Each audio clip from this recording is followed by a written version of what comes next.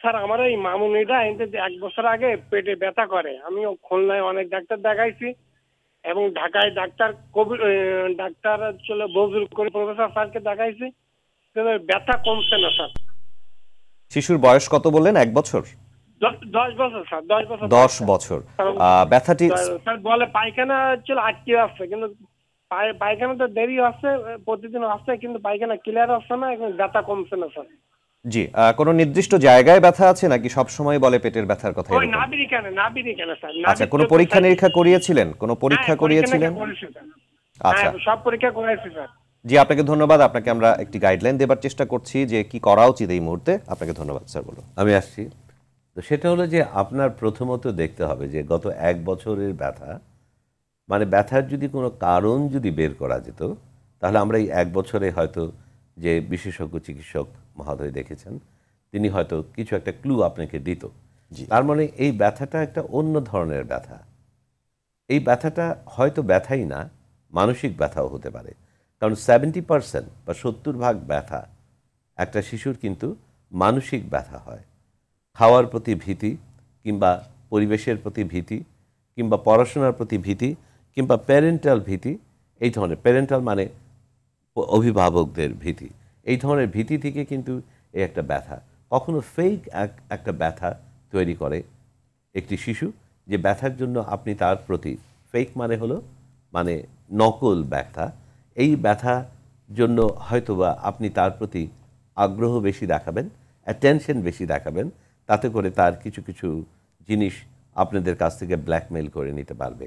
আমি বলছি না আপনার বাচ্চা এই কোনো একটা ব্যথার মধ্যে আছে, আমি ধরে নিলাম যে আপনার বাচ্চার ব্যথা অন্য কোনো কারণে, এবং সে কারণগুলি নিশ্চয়ই সেই বিশেষজ্ঞ চিকিৎসক ইনভেস্টিগেশন করেছেন। যেমন প্যাঙ্ক্রিয়াটিক ব্যথা হতে পারে, প্যাঙ্ক্রিয়াটিক এনজাইমগুলিকে আমরা দেখি, প্যাঙ্ক্রিয়াস মানে অগ্নাশয়।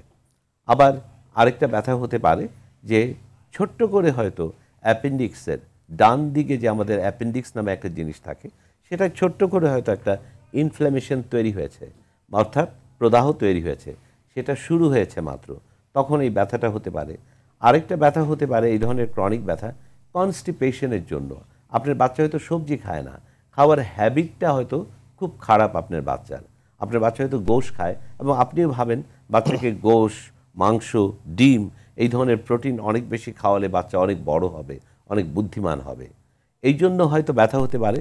আর মানে ফিডিং মিসম্যানেজমেন্ট, সেই জিনিসটা আপনার বাচ্চাকে যে ফিডিং অ্যাডভাইস দিচ্ছেন আপনি আপনার বাসা থেকে, সেটাও আজকাল আমরা দেখি অনেকেই বাসায় বানানো অনেক ঘন্ট খাওয়ায় বাচ্চাদেরকে অনেক রকম জিনিস দিয়ে, সেই জিনিসের মধ্যে পৃথিবীর এমন কিছু নাই যে না থাকে, এবং সেটা তাকে লোকাল একটা ইন্টারন্যাশনাল কোম্পানির নাম দিয়ে তা সেই জিনিসগুলিকে খাওয়ানো হয়।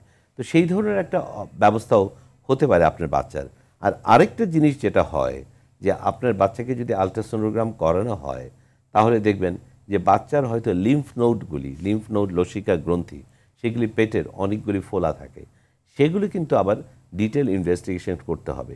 সেটা হলো টাইফয়েডের কিন্তু নানা ধরনের থাকে, এটা এক ধরনের টাইফয়েড, প্যারাটাইফয়েডও হতে পারে, আবার কি হতে পারে, যক্ষাও হতে পারে, অ্যাবডোমিনাল টিবিও হতে পারে, সেগুলি কিন্তু ডিটেল ইনভেস্টিগেশন করবার প্রয়োজন আছে।